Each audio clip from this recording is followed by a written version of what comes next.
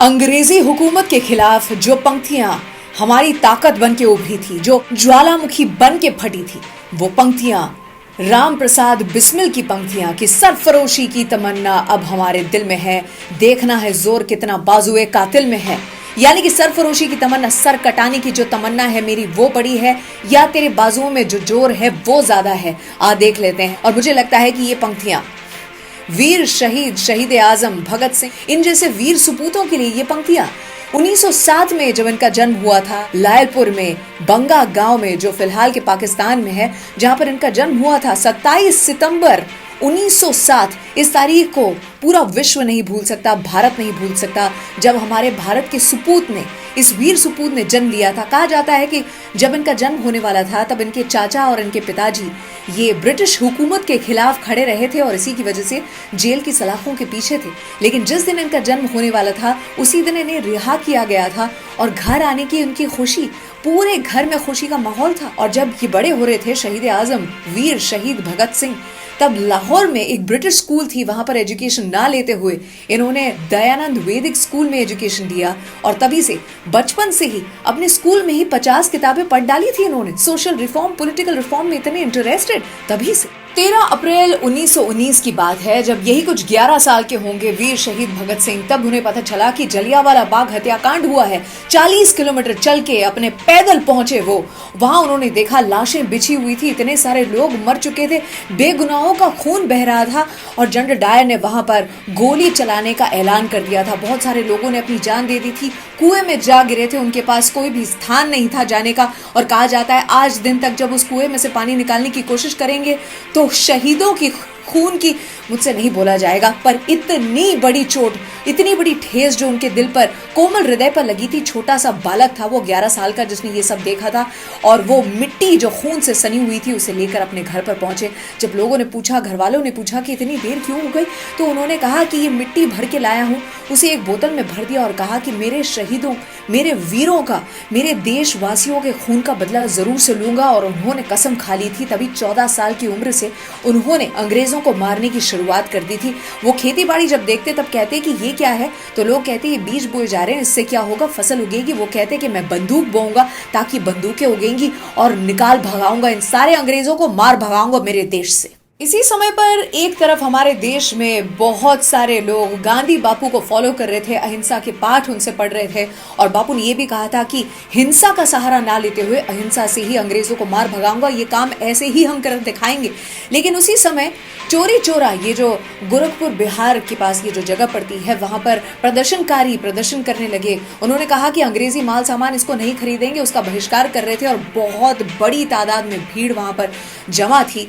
और तब यहाँ पर एक थानेदार था जो था गुप्तेश्वर सिंह, और इसने आके हवा में गोली चलाई क्योंकि ये प्रदर्शनकारियों को बंद करवाना चाहता था। लेकिन किसी ने एक ना सुनी और जैसे उसने 1-2 लोगों पर गोली चलाई और 2 लोगों की जान गई, ये भीड़ और बढ़ गई और मामला और खराब हो गया और सारे लोगों ने मिलकर मतलब थाने में घुस के आग लगा दी और उसमें काफी सारे पुलिस वालों की जान भी चली गई। ये किस्सा था, इसने बहुत बड़ी ठेस गांधी बापू के दिल पर भी पहुंचाई कि अहिंसा का पाठ जहां पढ़ा रहे थे और लोग उनके साथ जुड़े हुए थे और वहीं पर हमारे देश में कुछ ऐसा भी कर दिया गया था, उन्हें बहुत ठेस पहुंची। 1924 में भगत सिंह जब 17 साल के थे तब इनकी माँ ने बहुत जोरों शोरों से कहने की शुरुआत कर दी कि ब्याह कर ले, शादी कर ले, तेरी दुल्हन आएगी जो तेरा ख्याल रखेगी। उन्होंने कहा कि आजादी ही मेरी दुल्हन है और इसीलिए रातों रात चिट्ठी लिखकर वो चले गए। उन्होंने घर छोड़ दिया, माँ रोती बिलखती रह गई, लेकिन उनके लिए भारत माता के लिए ये सेवा करना सबसे ज्यादा सर्वोपरि था। 1925 की बात करें,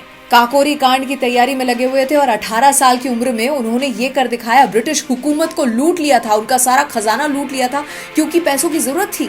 लाला लाजपत राय की जो कॉलेज थी पंजाब पाकिस्तान में, वो उन्होंने ज्वाइन की और दोनों के विचारों में काफी डिफरेंस था, लेकिन फिर भी उनके साथ जुड़ गए। साइमन कमीशन के खिलाफ आवाज उठाते उठाते लाला लाजपत राय को जो लाठीचार्ज उन पर हुआ, हालत गंभीर हो गई। जब अस्पताल में एडमिटेड थे तब उन्होंने कहा कि अब ब्रिटिश सरकार जो है वो नाबूद होने वाली है और इनके मंसूबों पर पानी फिरने वाला है। मेरे देहांत के बाद ये जरूर से होगा। और जैसे ही इनका देहांत हुआ, भगत सिंह जिनके लिए पिता तुल्य थे, इन्हें बहुत बड़ा झटका लगा था, इनके लिए बहुत बड़ा सदमा था। उन्होंने डिसाइड कर लिया था इसका बदला जरूर से लेंगे। फिर क्या था, जेम्स स्कॉट की जान लेने के लिए वो थाने के बाहर खड़े हुए थे, लेकिन गलती सिर्फ इतनी सी हो गई कि जेम्स स्कॉट तो नहीं, लेकिन उसकी जगह पर डेप्यूटी सुपरिटेंडेंट ऑफ पुलिस यानी कि सॉन्डर्स निकला।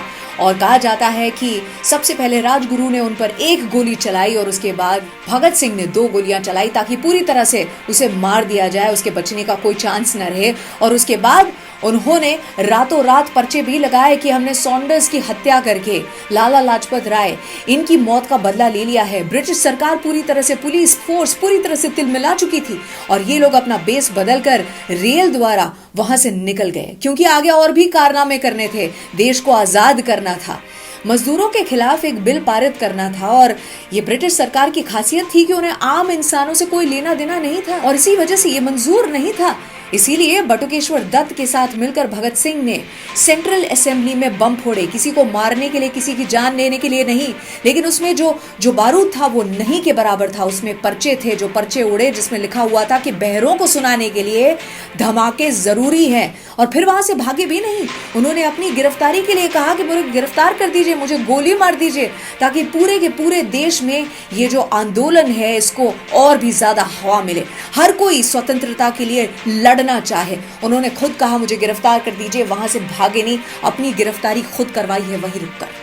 गिरफ्तार करके जब उन्हें फांसी की सजा सुना दी गई, जब जेल में पहुंचे तभी भी ब्रिटिशर्स को उन्होंने तंग करके रख दिया। वहां पर 64 दिन तक अनशन पर बैठे रहे। जैसे जैसे भगत सिंह का वजन कम होता गया, जैसे जैसे वो और ज्यादा दुबले होते गए, ब्रिटिशर्स को डर लगने लगा कि कहीं कोई आंदोलन ना हो जाए, लोग उनको देखकर इतने ज्यादा उत्तेजित ना हो जाए। वहां पर भी इन्होंने, जेल में भी कैद में थे लेकिन फिर भी आजाद थे, ये उन्होंने कहा था। और वहां जब उन्हें पूछा गया उनकी आखिरी ख्वाहिश क्या है, तो उन्होंने कहा लेनिन की बायोग्राफी पढ़ना चाहूंगा। और जब उनसे कहा गया कि फांसी का समय आ चुका है, तब उन्होंने कहा जल्दी भी क्या है, देख नहीं रहे हो, एक क्रांतिकारी दूसरे क्रांतिकारी से मिल रहा है। उन्होंने वो किताब खत्म करने के बाद ही आगे कदम बढ़ाया था।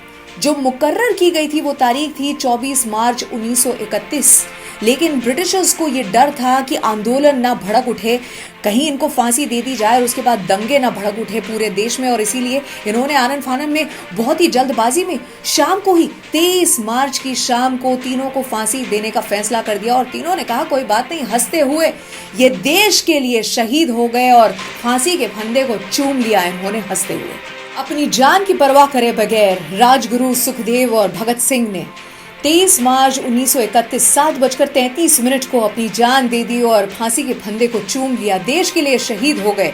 इन तीनों के लिए कहा जा सकता है कि इंसान को कुचला जा सकता है लेकिन उसके विचारों को नहीं। वीर शहीद भगत सिंह, जिन्हें भी झुकना बिल्कुल पसंद नहीं था, ये हमेशा कहते हैं कि जिंदगी तो अपने दम पर जी जाती है, दूसरों के कंधों पर तो जनाजे उठा करते हैं।